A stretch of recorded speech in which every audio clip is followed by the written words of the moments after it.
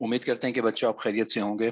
مارچ کا مہینہ شروع ہو گیا اور کل جو ہے چاند چونکہ نظر نہیں آیا تو ابھی رجب کا ہی دن چل رہا ہے، اور انشاءاللہ کل سے جو ہے وہ یکم شعبان شروع ہو جائے گا۔ یکم شعبان کے حوالے سے بچوں، شعبان کا مہینہ جیسے شروع ہوتا ہے، چونکہ رمضان شریف میں بہت کم دن رہ جائیں گے، تو اس حوالے سے آج ہم آپ سے جو ہے بلکہ اگلے پورے شعبان میں ہم آپ سے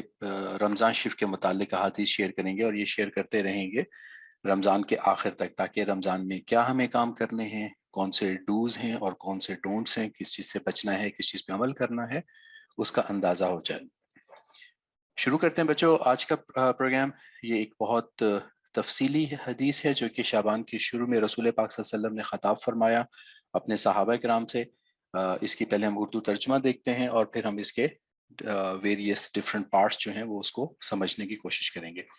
تو حضرت سلمان فارسی بیان کرتے ہیں کہ رسول پاک صلی اللہ علیہ وسلم نے شعبان کے آخری روز میں خطاب کرتے ہوئے فرمایا کہ لوگوں، ایک بابرکت عظیم مہینہ تم پر سایہ فگن ہوا ہے، یعنی کہ ایک بہت عظیم مہینہ آنے والا ہے، اس میں ایک رات 1000 مہینوں سے بہتر ہے۔ اللہ نے اس کا روزہ فرض اور رات کا قیام نفل قرار دیا ہے۔ جس نے اس میں کوئی نفل کام کیا تو وہ اس کے علاوہ باقی مہینوں میں فرض کی طرح ہوگا، یعنی رمضان شریف میں اگر ہم کوئی نفل پڑھیں گے تو وہ ایسا ہی ہے جیسے باقی مہینوں میں فرض نماز ہوتی ہے اور فرض ادا ہوتا ہے۔ اور جس نے اس میں فرض ادا کیا، جس نے رمضان شریف میں فرض ادا کیا، تو وہ اس شخص کی طرح ہے جس نے اس کے علاوہ مہینوں میں 70 فرض ادا کیے۔ یہ ماہ صبر ہے، یہ صبر کا مہینہ ہے، جبکہ صبر کا ثواب جنت ہے۔ اور یہ غم گساری کا مہینہ ہے، اس میں مومن کا رزق بڑھا دیا جاتا ہے، اور اس میں جو کسی روزے دار کو افطار کروائے اس کے گناہوں کی مغفرت اور جہنم سے آزادی کا سبب ہوگا، اور اسے اور بھی روزے داروں کی طرح ثواب ملتا ہے، اور اس کے اجر میں کوئی کمی نہیں کی جاتی۔ تو صحابہ نے عرض کیا کہ اللہ کے رسول، ہم سب میں یہ استطاعت تو نہیں کہ ہم روزے دار کو افطار کرائیں۔ تو رسول پاک صلی اللہ علیہ وسلم نے فرمایا، اللہ یہ ثواب اس شخص کو بھی عطا فرماتا ہے جو لسی کے گھونٹ یا ایک کھجور یا پانی کے ایک گھونٹ سے کسی روزے دار کی افطاری کراتا ہے، اور جو شخص کسی روزے دار کو شکم سیر کرا دیتا ہے، یعنی کہ اس کو پیٹ بھر کے کھانا کھلا دیتا ہے، تو اللہ اسے میرے حوض سے پانی پلائے گا، یعنی کہ حوض کوثر سے، اور اسے جنت میں داخل ہو جانے تک پیاس نہیں لگے گی۔ اور وہ ایسا مہینہ ہے جس کا اول یعنی کہ پہلا عشرہ، پہلے 10 دن رحمت کے ہیں، اس کا وسط مغفرت، اگلے 10 دن اس کے مغفرت کے ہیں، اور اس کا آخر جہنم سے خلاصی ہے، اور آخر کے جو 10 دن ہیں یہ جہنم سے نجات، آگ سے نجات کے دن ہیں۔ اور جو شخص اس میں اپنے مملوک یعنی کہ جو لوگ اس کے ہاں کام کرتے ہیں، جو اس کے سپرویژن میں ہیں، ان سے رعایت برتے گا تو اللہ اس کی مغفرت فرما دے گا اور اسے جہنم سے آزاد کر دے گا۔ اب بچوں، چونکہ یہ کافی طویل حدیث ہے اور اس میں بہت ساری چیزیں کرنے کا حکم دیا ہے، تو ہم ان کو ایک ایک کر کے دیکھ لیتے ہیں۔ تو ان میں ٹوٹل بچوں 10 احکامات ہیں، اور یہ جب ہم احکامات کو دیکھ رہے ہوں گے تو یہ ہمارا جو سنتیں اور جو اچھی عادات کی چیزیں چل رہی تھیں ان سے کچھ مماثلت بھی رکھتی ہیں، تو ان کا ریویژن بھی ہو جائے گا۔ تو یہ 10 چیزیں ہم دیکھ لیتے ہیں جو کہ اس بہت ہی طویل حدیث کے اندر ارشاد ہوئی ہیں۔ پہلی چیز تو یہ کہ بچوں روزہ فرض ہے، تو ہم آج ہی سے یہ نیت بھی کر لیں کہ انشاءاللہ ہم پورے کے پورے روزے رکھیں گے، اور 15 شعبان تک ہو سکے تو مزید بھی روزے رکھ لیں، اور خصوصی طور پر 15 شعبان کا روزہ رکھ لینا چاہیے۔ دوسری بات ہے تراویح، یعنی کہ رات کا قیام۔ یہ نفل ہے اس کے اندر، لیکن چونکہ نفل کا ثواب جو ہے وہ اس مہینے میں فرض کے برابر ہو جاتا ہے، تو تراویح کا بھی خوب اہتمام ہم کریں گے انشاءاللہ۔ اور تیسرا یہ ہے کہ نفل کام باقی مہینوں میں فرض ادا کرنے کی طرح ہے، تو اس میں ہم کوشش کریں گے کہ تراویح کے ساتھ ساتھ تہجد اور باقی نوافل بھی کثرت سے کریں گے۔ تو یہ 3 کام ہو گئے۔ اس کے بعد چوتھا کام اس کے اندر یہ ہے کہ جب اس کے اندر فرض ادا کیا تو وہ اس شخص کی طرح ہے جس نے اس کے علاوہ مہینوں میں 70 فرض ادا کیے۔ تو یہ بہت زیادہ بچوں یہاں پہ ایمفیسس ہے، زور ہے اس بات پہ کہ جو ہمارے فرض چیزیں ہیں ان کو ہم نے بالکل نہیں ترک کرنا، بلکہ بہت شوق کے ساتھ اور بہت ذوق کے ساتھ جو ہے فرض ادا کرنا۔ اور جب نفل ادا کر رہے ہوں گے تو انشاءاللہ فرائض کی ادائیگی اور زیادہ آسان ہو جائے گی، کیونکہ ہر فرض اس کے اندر 70 فرض کے برابر ہو جائے گا۔ یعنی کہ ایسا ہی ہے جیسے کسی کو سیلری ملتی ہو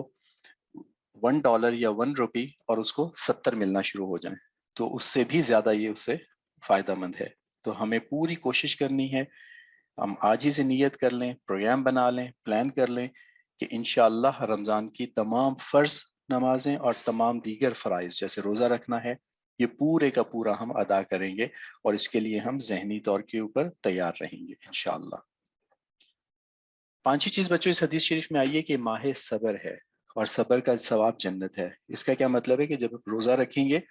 تو اس میں تکلیف بھی ہوتی ہے اور اس میں جو ہے مشقت بھی اٹھانی ہوتی ہے، اور اس مشقت میں ایسا نہ ہو کہ طبیعت کے اندر اس طرح کی گرانی یا اس طرح کی جو ہے طبیعت کے اندر انداز پیدا ہو جائے کہ جسے چڑچڑاپن کہتے ہیں، دوسروں کے اوپر غصہ کرنا، اس کے اوپر کنٹرول کرنا، اور اگر کوئی اور آپ کے ساتھ جو ہے وہ اس طرح سے برتاؤ کرے یا سلوک کرے تو اس کے اوپر جو ہے وہ خاموش رہنا ہے، صبر کرنا ہے، اور ایک دوسرے کے ساتھ جو ہے وہ اچھے طریقے سے برتاؤ کرنا ہے اور مکمل طور کے اوپر دوسروں کی باتوں کو اگنور کر کے صبر کرتے رہنا ہے، کیونکہ پورا مہینہ یہ صبر کا ہے۔ چھٹی بات اس حدیث مبارکہ کے اندر آئی کہ یہ غم گساری کا مہینہ ہے، یعنی کہ یہ ایک دوسرے کا اور زیادہ خیال رکھنے کا مہینہ ہے۔ اس میں جو ہے آپ صدقات زیادہ دیں، خیرات زیادہ کریں، دوسروں کا خیال رکھیں، کام کے سلسلے میں خیال رکھیں، وہ آگے بھی آئے گا، اسی حدیث میں آ رہا ہے، اور اس کے علاوہ جو ہے وہ ایک دوسرے کو افطار کروائیں، جو کہ اگین اس حدیث کے اندر دوبارہ آ رہا ہے، جس کے اندر اور زیادہ ایمفیسس کر کے بتایا گیا ہے کہ ایک دوسرے کے ساتھ آپ نے ہمدردی کے ساتھ پیش آنا ہے، اور یہ ہماری اچھی عادات کا بھی حصہ تھا جو کہ ہم کافی عرصے سے پڑھ بھی رہے ہیں اور اس کو ریپیٹ بھی کر رہے ہیں۔ ساتویں بات اس حدیث مبارکہ میں یہ بتائے گی کہ مومن کا رزق بڑھا دیا جاتا ہے، تو اس میں برکات ہو جاتی ہیں، اور یہ ہم دیکھتے ہیں کہ رمضان شریف میں تقریباً ہر شخص کا ہی رزق جو ہے وہ بڑھ جاتا ہے، لیکن اس کا یہاں پہ یہ مطلب نہیں ہوگا کہ بیسار خوری کی جائے، جو کہ ہم نے اچھی عادات میں تذکرہ کیا تھا کہ بہت زیادہ کھانا کھایا جائے، کھانا اعتدال کے ساتھ ہی کھایا جائے، لیکن اللہ کے ہاں سے اس میں رزق بڑھ جاتا ہے۔ تو بچوں یہ 7 پوائنٹ ہو گئے۔ 8واں پوائنٹ اس حدیث مبارکہ کے اندر ہے کہ کسی روزے دار کو افطار کرائے تو وہ اس کے گناہوں کی مغفرت اور جہنم سے آزادی کا سبب ہو جائے گا۔ تو اس میں کوشش کرنی چاہیے کہ جو لوگ افورڈ نہیں کر سکتے، جن کے پاس جو ہے وہ اتنا مال نہیں ہوتا، تو ان کے لیے رمضان کی شروع میں ہی کچھ انتظام کر دیا جائے، اور پھر ڈیلی بیس کے اوپر، روزانہ کی بیس کے اوپر جو ہے کچھ نہ کچھ لوگوں کو افطار کے لیے بلا لینا چاہیے یا ان کو جو ہے افطار پہنچا دینا چاہیے، لیکن اس طرح سے کہ اس میں آپ کی عبادات میں خلل نہ آئے۔ 9ویں بات اس کے اندر جو بتائی گئی اس حدیث مبارکہ کے اندر کہ اس کا پہلا عشرہ جو ہے یہ رحمت کا ہے، یعنی کہ اس کے اندر سب کے اوپر رحمت ہوتی ہے اور رحمت سے سب کے سب مستفید ہوتے ہیں، اور جب اس کے اگلے 10 دن شروع ہوتے ہیں تو وہ مغفرت کے ہوتے ہیں، تو اللہ کی طرف سے سب کی مغفرت ہو رہی ہوتی ہے، تو اس میں خوب مغفرت کی دعائیں کریں، پہلے عشرے میں خوب رحمت کی دعائیں کریں، اور آخری جو اس کا عشرہ ہے وہ جہنم سے خلاصی کا ہے، آگ سے نجات کا ہے، تو اس میں پوری کی پوری کوشش کریں کہ آگ سے نجات حاصل کرنے کے لیے جو دعائیں ہو سکتی ہیں اور جتنی زیادہ عبادات ہو سکتی ہیں، اور اسی عشرے کے اندر اعتکاف بھی آتا ہے، اعتکاف کا بھی اہتمام کرنا چاہیے۔ تو بچوں یہ 9 باتیں ہو گئیں۔ اس کے اندر 10ویں بات یہ ہے کہ جو شخص اس میں اپنے مملوک یعنی کہ جو اس کے پاس کام کرتے ہیں ان سے رعایت برتے گا تو اللہ تعالیٰ اس کی مغفرت فرما دیں گے اور اسے جہنم سے آزاد کر دیں گے، یعنی آپ کے گھر پہ اگر کوئی کام کرتے ہیں یا آپ کے آس پاس کوئی لوگ نظر آتے ہیں تو ان کے آرام کا خیال کر لینا چاہیے، جو کام کے اوقات ہیں ان کو کم کر دینا چاہیے، اور ان کی مدد بھی کر دینی چاہیے کام کے دوران، یعنی کہ جب کوئی کام کر رہا ہے تو اس میں اس کا ہاتھ بٹا دینا چاہیے، وہ آپ کے والدہ ہوں جو کہ گھر کے اندر کام کر رہی ہوں، آپ کے بہن بھائی ہوں وہ گھر کے اندر کوئی کام کر رہے ہوں، یا گھر کے اندر کوئی ملازم موجود ہو تو ان کی مدد کرنی چاہیے، اور جو شخص ان کی مدد کرے گا، ان کے ساتھ رعایت کرے گا تو اللہ تعالیٰ اس کی مغفرت فرما دیں گے۔ تو بچوں یہ 10 باتیں ہیں جو کہ اس طویل حدیث میں آئی ہیں، تو اس کو جو ہے دوبارہ بھی دیکھ لیجئے گا اور کوشش کریں کہ آج ہی سے اس کے اوپر نیت کر لیں، اور پورے شعبان کے مہینے کے اندر جو ہے کسی حد تک ان کو پریکٹس بھی کرتے رہیں تاکہ رمضان شریف میں ان کے اوپر عمل کرنا آسان ہو جائے۔ اسی طرح سے رمضان کی تیاری میں بچوں ہم آپ کو بتاتے چلے آ رہے ہیں رجب سے ہی کہ روزانہ کم از کم ایک قرآن کا صفحہ پڑھتے رہیں تاکہ قرآن پڑھنے کی عادت بن جائے، اور بڑے بچے جو ہیں یہ کم از کم آدھا پارہ رجب اور شعبان میں پڑھتے رہیں تاکہ رمضان شریف سے پہلے پہلے پورا قرآن پاک ختم کر لیا جائے۔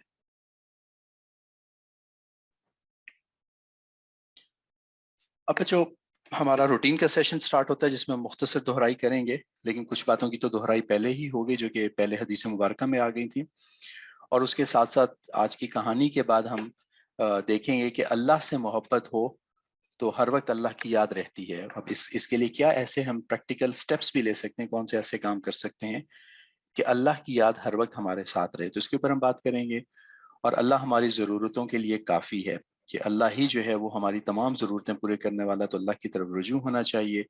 اور سب سے مشکل دن ہم انسانوں کی زندگی کا قیامت کا دن ہوگا. تو اس کی فکر اگر ہم آج ہی سے شروع کر دیں اور اس کے لیے آج ہی سے تیاری شروع کر دیں تو اللہ سے امید ہے کہ وہ دن آسان ہو جائے گا. تو یہ 3 باتیں ہم کریں گے، لیکن کہانی سننے کے بعد. پہلے مختصر دہرائی کی طرف آ جاتے ہیں. دہرائی میں جو ہے ہمارے پاس پہلے جو ہے مختلف اذکار ہیں جو کہ اہدنا الصراط المستقیم ہے 3 مرتبہ، پہلا کلمہ ہے آیت الکرسی، تسبیحات فاطمی اور استغفار. اب بچوں یہ جو چیزیں ہیں یہ اذکار کے زمرے میں آتی ہیں، یعنی کہ ذکر ہے جو کہ اللہ تعالیٰ کا ذکر ہے، اور یہ پورے دن میں چونکہ پھیلا ہوا ہے جیسے ہم پہلے سے بات کرتے چلے آ رہے ہیں. تو اس سے پورا دن جو ہے وہ آپ کا اللہ کے ذکر کی طرف اور اللہ کی طرف آپ کا دھیان جو ہے اس میں اس کی طرف مبذول کروانے میں انشاءاللہ مددگار ہوگا. اس کے بعد ہم نے بات کی تھی درود شریف. درود شریف کے لیے وقت مقرر کریں اور کم از کم 500 مرتبہ درود شریف پڑھ لیں. اور چونکہ اب تو شعبان کا مہینہ آ گیا، کوشش کریں کہ اس کو بڑھا لیا جائے، 1000 مرتبہ کر لیا جائے، اور رمضان پورا بھی جو ہے وہ درود شریف کم از کم 1000 اور زیادہ سے زیادہ جتنا ہو سکے وہ پڑھتے رہنا چاہیے. اس سے بھی جو ہے چونکہ یہ بھی اذکار کے اندر آتا ہے تو ہمارا دھیان اللہ کی طرف جو ہے وہ رہے گا انشاءاللہ. اور دن میں جب بھی یاد آ جائے اپنے لیے، تمام امت کے لیے پورے کا پورا مسلمان بننے کی دعا کرنی ہے. یہ وہ اچھی عادتیں ہیں جن میں ایک دوسرے کے ساتھ محبت، ایک دوسرے کے ساتھ خلوص، ایک دوسرے کا خیال کرنا، تمسخر نہ اڑانا. امید کرتے ہیں کہ بچے، چونکہ بہت سارے بچے پہلے ہی سے ان عادتوں کے اوپر آ چکے ہوئے ہیں، تو رمضان شریف کے اندر ان کو پریکٹس کرنا اور ان کے اوپر مزید عمل کرنا انشاءاللہ آپ کے لیے بہت اب آسان ہوگا اس سال. اور کوشش کریں کہ اب اس کو، ان چیزوں کو ذہن میں رکھیں. یہ 10-12 عادتیں جو ہم نے اب سے بیان کی ہوئی ہیں شعبان کے اندر جو ہے ذہن میں رکھتے ہوئے اس کے اوپر عمل کریں، تاکہ رمضان میں آٹومیٹیکلی یہ چیزیں عادت بن جائے، طبیعت کا حصہ بن جائے اور ان پہ عمل کرنا آسان ہو جائے. اس کے بعد ہم نے ایک دعا آپ کو شروع کروائی ہوئی ہے. امید کرتے ہیں کہ اب آپ لوگ اس دعا کو پڑھنا شروع کر چکے ہوں گے. ربنا آتنا فی الدنیا حسنۃ وفی الآخرۃ حسنۃ وقنا عذاب النار. اے ہمارے پالنے والے، ہمیں دنیا میں بھی بھلائی عطا فرما اور آخرت میں بھی بھلائی عطا فرما، اور ہمیں عذاب جہنم یا آگ کے عذاب سے نجات دلا دے. اور یہ رمضان شعبان میں بھی اور رمضان میں بھی اس کا خیال کریں کہ یہ دعا زیادہ سے زیادہ پڑھیں، خصوصی طور پہ رمضان شریف کے آخری عشرے میں، کیونکہ اس میں جہنم سے نجات حاصل کرنے کی دعا بھی شامل ہے. اس کے بعد بچوں بات ہوئی تھی کہ والدین کے ساتھ حسن سلوک کی اور والدین کے لیے دعا مانگتے رہنا چاہیے. رب ارحمہما کما ربیانی صغیرا. اور ابھی جیسے بات ہوئی کہ رمضان شریف کے اندر چونکہ والدین بھی روزے سے ہوں گے اور دیگر کام کاج کے ساتھ ساتھ چونکہ عبادات بڑھ جاتی ہیں، تو کوشش کریں کہ ان کی خدمت زیادہ سے زیادہ کریں اور ان کے کام کاج میں ان کا ساتھ دیں، تاکہ ان کے رمضان شریف کی عبادات اور روزے کی حالت میں جو ہے باقی کام ان کے لیے آسان ہو جائیں. اور جتنی آپ ان کے لیے آسانی کریں گے انشاءاللہ اللہ تعالیٰ آپ کے لیے بھی آسانیاں پیدا فرما دیں گے. اس کے بعد ہمیں بچوں کے کچھ خیال و افکار ملے تھے، پہلے ان کے اوپر بات کر لیتے ہیں. ہمیں ایک بہت اچھی کہانی بھیجی فاطمہ شہزاد نے،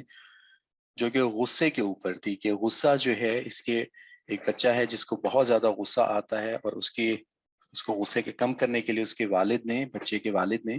ان کو بتایا کہ آپ ایک کام کیا کریں کہ جب بھی غصہ کریں کسی کے اوپر تو باہر جا کے ایک کیل لگا دیا کریں. تو وہ کیل لگانا شروع کرتا ہے، اور چونکہ کیل لگانا مشقت کا کام بھی ہے اور کیل لگانے میں اس کا دماغ بھی جو ہے اس سے بٹ جاتا ہے. اور حدیث بھی ہے جب غصہ آتا ہے تو اس جگہ سے ہٹ جانا چاہیے، تو آٹومیٹکلی وہ بچہ اس جگہ سے ہٹ بھی جاتا تھا.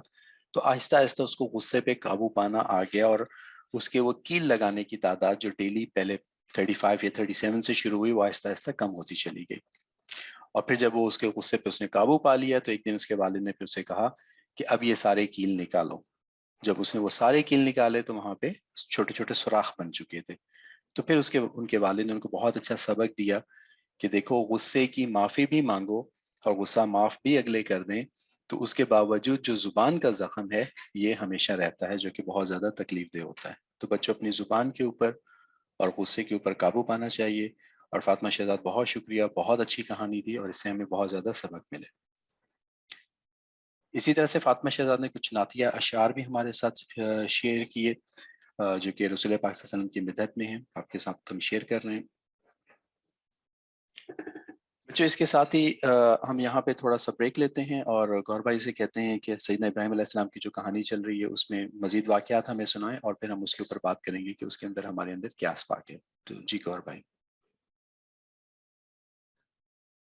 ایک بار پھر السلام علیکم ورحمۃ اللہ وبرکاتہ۔ بچوں، جیسا کہ آپ کو ہم نے پہلے بتایا ہے کہ حضرت ابراہیم علیہ السلام بہت ہی زیادہ مہمان نواز اور مہمانوں کا بہت زیادہ خیال رکھنے والے تھے۔ تو اور جو کچھ بھی ان کے پاس ہوتا اپنے مہمانوں کے سامنے لا کے رکھتے تھے، ان کی بہت زیادہ خاطر تواضع کرتے۔ ایک مرتبہ حضرت ابراہیم علیہ السلام اپنے گھر میں موجود تھے۔ حضرت ابراہیم علیہ السلام بوڑھے ہو چکے تھے، ان کی عمر کافی ہو چکی تھی، تقریباً 100 سال کے قریب ان کی عمر تھی۔ تو دو مہمان ان کے پاس آئے اور بہت ہی اچھے اجلے لباس میں، بہت ہی خوبصورت اور صاف ستھرے معزز مہمان ان کے گھر میں آئے۔ حضرت ابراہیم علیہ السلام کیونکہ مہمانوں کے آنے سے بہت خوش ہوتے تھے، تو انہوں نے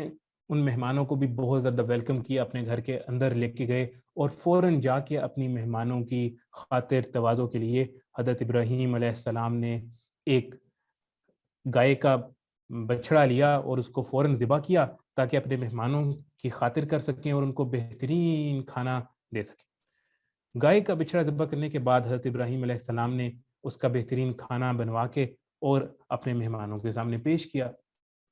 جب حضرت ابراہیم علیہ السلام نے اپنے مہمانوں کو وہ کھانا پیش کیا تو مہمانوں نے وہ کھانا کھانے سے انکار کر دیا۔ حضرت ابراہیم علیہ السلام بہت پریشان ہوئے کہ مہمانوں نے یہ کھانا کھانے سے کیوں انکار کر دیا ہے۔ حضرت ابراہیم علیہ السلام تو اتنی محنت سے، اتنے پیار سے، اتنی محبت سے اپنے مہمانوں کے لیے کھانا لے کر آئے تھے، اور وہ تو مہمانوں کی بہت خاطر تواضع کرتے تھے۔ تو حضرت ابراہیم علیہ السلام نے پوچھا کہ کیا بات ہے، تم نے کھانے سے کیوں انکار کر دیا؟ تو انہوں نے بتایا کہ ہم یہ کھانا نہیں کھاتے، ہم یہ نہیں کھا سکتے، یہ ہماری خوراک نہیں ہے۔ تو پھر پتہ لگا کہ وہ جو دو مہمان تھے، وہ حضرت ابراہیم کے دو مہمان، وہ دو فرشتے تھے جو اللہ تعالیٰ نے حضرت ابراہیم علیہ السلام کے گھر بھیجے تھے۔ جب حضرت ابراہیم علیہ السلام نے دیکھا کہ یہ تو فرشتے ہیں، تو حضرت ابراہیم علیہ السلام نے ان سے پوچھا کہ تم کس کام کے لیے آئے ہو؟ تو انہوں نے فرمایا کہ ہم اللہ تعالیٰ سے آپ کے لیے خوشخبری لے کے آئے ہیں۔ وہ خوشخبری کیا؟ وہ خوشخبری یہ کہ حضرت ابراہیم علیہ السلام کو اللہ تعالیٰ ایک بیٹا عطا فرمائیں گے۔ پہلے حضرت اسماعیل علیہ السلام کے ایک بیٹے تھے جو کہ حضرت اسماعیل علیہ السلام تھے، جو کہ حضرت ہاجرہ علیہ السلام کے بیٹے تھے۔ لیکن جیسا کہ بچوں آپ کو پہلے پتہ ہے کہ حضرت سارہ علیہ السلام کا تو کوئی بچہ نہیں تھا، تو اور حضرت سارہ بھی بوڑھی ہو گئی تھی اور حضرت ابراہیم بھی بوڑھے ہو گئے تھے۔ تو ان فرشتوں نے کہا کہ اللہ تعالیٰ کی طرف سے آپ کو ایک بیٹے کی مبارکباد ہو۔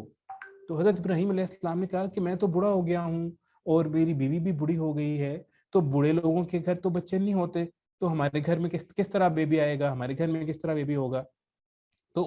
انہوں نے کہا کہ اللہ تعالیٰ ہر چیز پر قادر ہے، اللہ تعالیٰ جو چاہے کرتا ہے، اللہ تعالیٰ ایسا ہی کرتا ہے۔ تو حضرت ابراہیم علیہ السلام بہت خوش ہوئے اور حضرت ابراہیم علیہ السلام کی اہلیہ محترمہ یعنی حضرت سارہ علیہ السلام بھی بہت خوش ہوئی، اور اللہ تعالیٰ نے ان کو ایک بیٹا حضرت اسحاق علیہ السلام عطا فرمائے۔ تو لیکن جب فرشتوں نے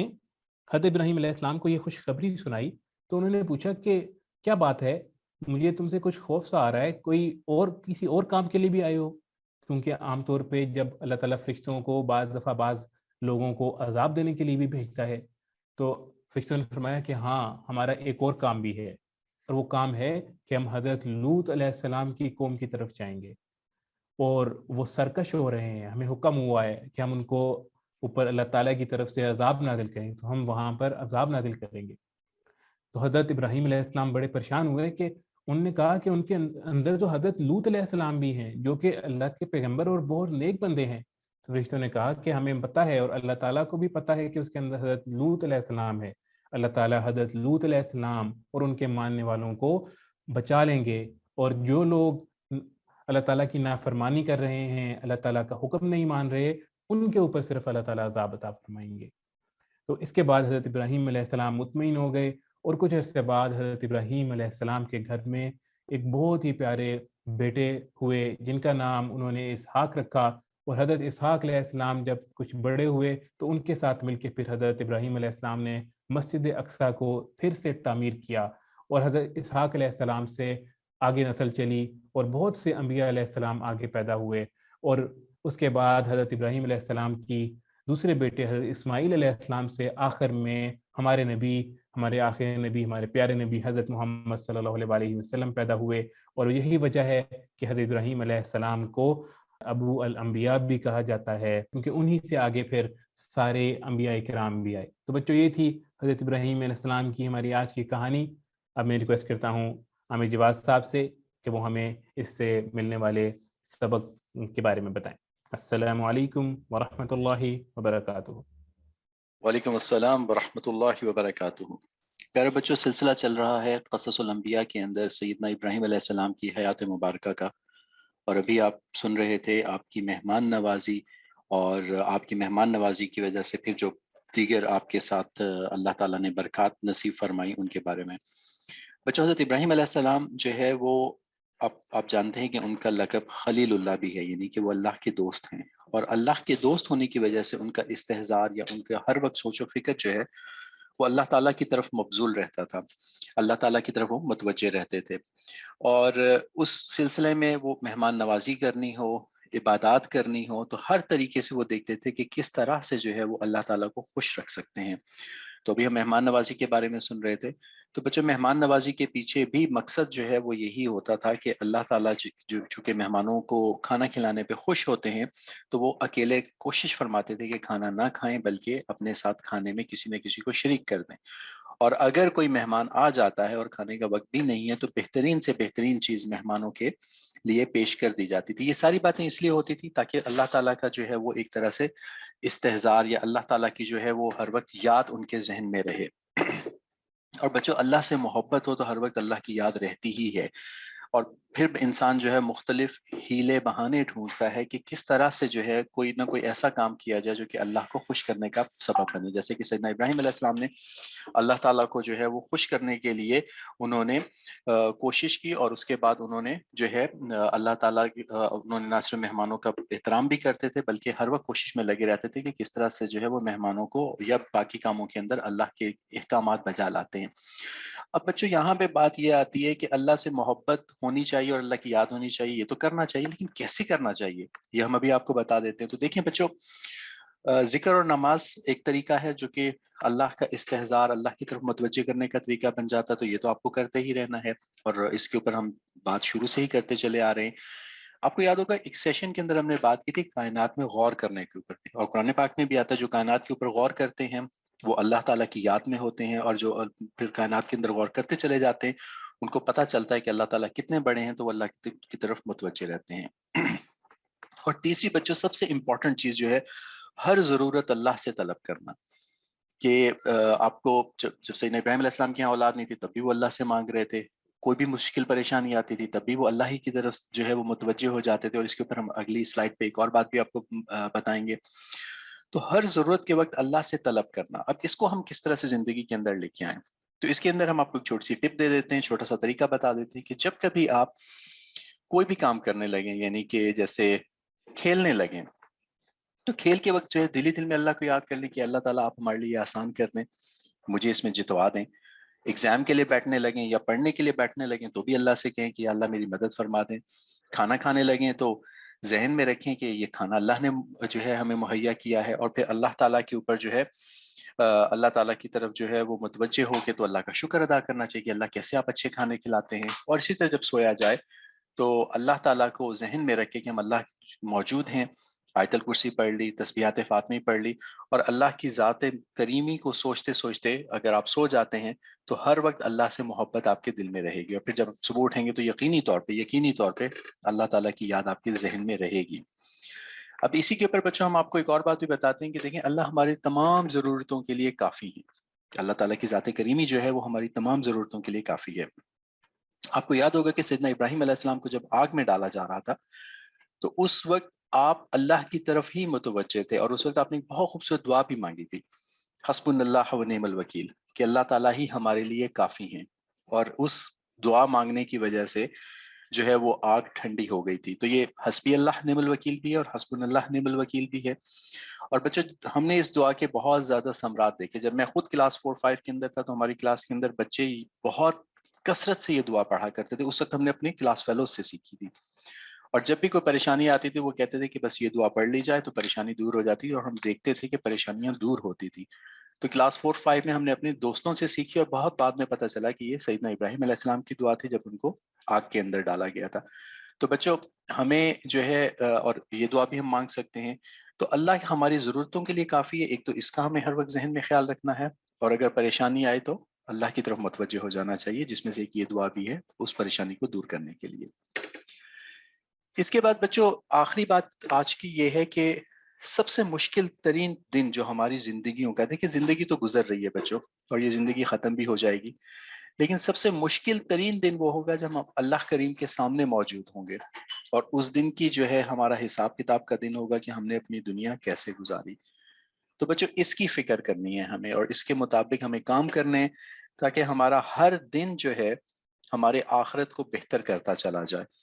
اور اس میں آخرت کی فکر کے حوالے سے ہم نے آپ سے پچھلی کچھ سیشن کے اندر ایک حدیث بھی شیئر کی تھی کہ جس شخص کا غم آخرت ہو، یعنی کہ جب آپ صبح اٹھتے ہیں پہلا کام اگر آپ کے ذہن میں یہ آتا ہے کہ آپ اللہ کے لیے ہی کام کریں گے، تو اللہ تعالیٰ اس کے بکھرے کام جمع کر دیتا ہے اور اس کے دل میں غنا رکھ دیتا ہے اور دنیا ذلیل ہو کر اس کے پاس آتی ہے. اور جس شخص کا مقصد دنیا کمانا ہو، اللہ تعالیٰ اس کے کام بکھیر دیتا ہے اور اس کی آنکھوں کے درمیان فقیری رکھ دیتا ہے، یعنی کہ غربت رکھ دیتا ہے، اور دنیا اسے اتنی ہی حاصل ہوتی ہے جتنی اس کے مقدر میں لکھی جا چکی ہے. تو بچوں اگر ہم اس کا حاصل دیکھیں ان 3 سلائیڈز کا، کہ اگر ہم متوجہ رہیں اللہ کی طرف، مشکل اور پریشانی میں اللہ سے مانگتے رہیں، تو یقینی طور پہ ہم لوگ کیا کر رہے ہیں؟ آخرت کی فکر کر رہے ہیں. اور صبح جب ہم اٹھیں گے اور پہلا کام ہمارے ذہن میں پھر اللہ ہی کی خوشنودی اور آخرت کی فکر ہوگی، تو دیکھیں یہاں پہ حدیث میں خوشخبری بھی سنا دی گئی کہ اللہ تعالیٰ ہمارے سارے کام جمع فرما دیں گے، اور ہمیں جو ہے وہ دنیا کے لیے بہت زیادہ پریشان ہونے یا تکلیف اٹھانے کی ضرورت نہیں پڑے گی، اور دنیا خود بخود ہمارے پاس آ جائے گی. اور اگر ایسا نہیں ہوگا تو پھر دنیا کے کام بھی مشکل ہوتے چلے جائیں گے. تو بچوں یہاں پہ دعا کرتے ہیں کہ اللہ تعالیٰ ہمیں ان لوگوں میں سے کر دے جن کی توجہ اللہ کی طرف رہتی ہے، وہ اللہ سے مانگ کے چلتے ہیں، اور پھر اللہ تعالیٰ ان کی دنیا کے کام آسان فرما دیتے ہیں اور آخرت میں ان کے لیے آسان فرما دیتے ہیں. اور اللہ تعالیٰ ہمیں محفوظ فرمائے بچوں ان لوگوں میں سے جن کے لیے سب کچھ دنیا ہوتی ہے، اور پھر اللہ تعالیٰ ان کے لیے دنیا بھی مشکل فرما دیتے ہیں، ان کے ذہن میں ہر وقت جو ہے وہ فقیری کا یا ہر وقت غربت کا خوف رہتا ہے. اللہ تعالیٰ اس خوف سے محفوظ فرمائے ہمیں، اور پھر دنیا تو اتنی ہی حاصل ہونی ہے جو کہ مقدر میں ہوگی. تو اس دعا کے ساتھ ہم آج کا پروگرام ختم کرتے ہیں. ہمیں انتظار رہے گا آپ کے کام کا کہ فضول خرچی، اسراف یا بخل اگر آپ کرتے ہیں یا نہیں کرتے، اس کے بارے میں بتائیں اور اس کو کیسے روک سکتے ہیں. اس کے اوپر ہمیں ابھی تک کام نہیں مل سکا. آج ہم نے آپ سے آپ کا جو ہے نمازوں کا، اذکار کا کام بھی شیئر نہیں کیا، کیونکہ کچھ کام اتنا لیٹ ملے تھے کہ ہم اس کو پھر ارینج ہی نہیں کر پائے. تو اس کے لیے معذرت، لیکن کوشش کریں کہ نیکسٹ ٹائم آپ ہمیں تھرسڈے تک بھیج دیں تاکہ ہمیں ایک دن مل سکے، ہم پھر اس کام کو جو ہے وہ شامل کر سکیں. عامر عثمان صاحب سے کہتے ہیں کہ وہ اب اگلا پروگرام شروع کریں، اور ہمارے ساتھ رہیے گا آخر تک سب کے سب پارٹیسپینٹ، تاکہ پھر ہم دعا میں بھی شریک ہو سکیں. السلام علیکم ورحمۃ اللہ وبرکاتہ.